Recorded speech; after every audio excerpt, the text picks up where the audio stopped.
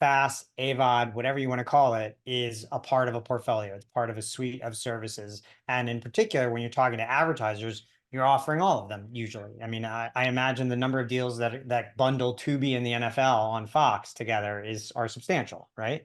So, but in the context of all of that, and in the context of paradox of choice, and in the context of Sam's framing of this panel, thanks. In post, I'll take credit for that. Around optimization, what do these two massive stories this week in the FAST ecosystem say? Walmart's buying VIZIO, which has been a major and early mover in FAST, and Freevee, which news broke during our prep today. Freevee folding into Prime, which is actually, if you've ever read my stuff, I've been pushing for Freevee and Prime to come together, and Pluto and Paramount Plus to come together to simplify the lives of the consumers at the end of the day. Patrick, you mentioned about creating a better experience there. Sam, you talked about optimization. Laura, you talked about maximizing revenue across all these things. What do those two big stories tell us about where we are right now and what the whole ecosystem should be thinking about next? I throw it open. Whoever wants to jump in, jump ball. Sam said, I think Sam was off mute first. Go ahead, Sam.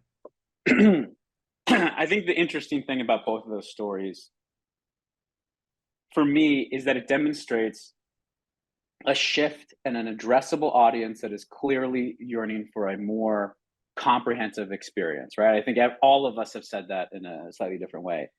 But I think, that coupled with Amazon's move into ad-supported subscription video will ultimately drive this is my personal prognostication, a continued acceleration of shifting the ad dollars from traditional ways of reaching customers, viewers, to streaming video. And I have to believe a rising tide will lift all ships. It will benefit the Tubis, the Plutos, the FAST channels that Michael and Laura and Patrick distribute to multiple endpoints, the Rokus of the world, and in turn give advertisers different and more dynamic ways to reach the viewers and addressable audiences they're looking for. How does it affect me and impact what I do at Tubi? I think most notably, it'll allow us to reach deeper into catalogs with partners and access better, more premium content.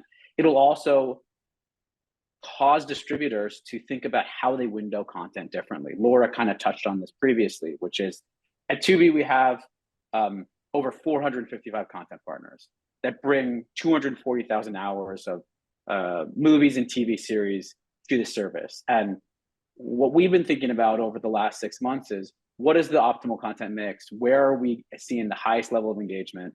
And we've started to experiment with new content types and new content categories. And so I'm really excited about that. What are you measuring? When you measure engagement, what do you mean? Do you mean length of visit or the completion rate on a piece of content? We look at a number of data points internally, and they vary from session viewing time to habitual behavior, how often someone's coming back to the platform. I'm not going to break news here on what our North Star of what the ad impressions served, maybe. I mean, listen, as a partner of Tubi, if you come and do a rev share deal with us, we do offer quite a depth and breadth of data points to you in real time. Laura and Michael can attest to this. On the Tubi platform, you have access to real-time information that does include things like impressions and eCPMs.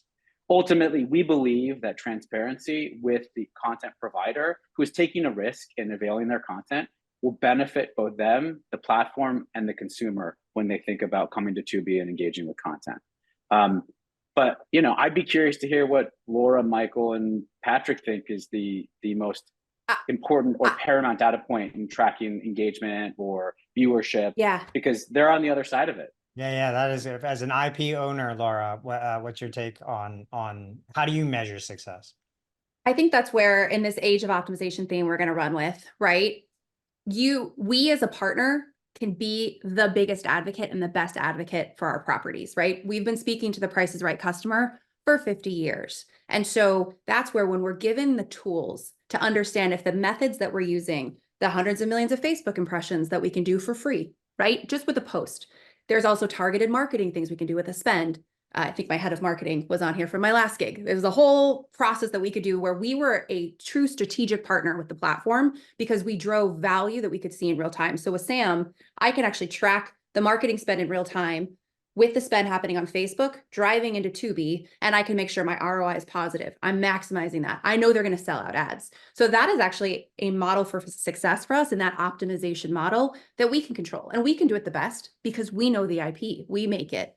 And I think that's where there's multiple different ways we can start to enhance that with QR code integration with first-party apps that we can actually put a game in, right? For all of our gamification content. So just sticking with that theme, I think the data helps us be better to help both parties maximize.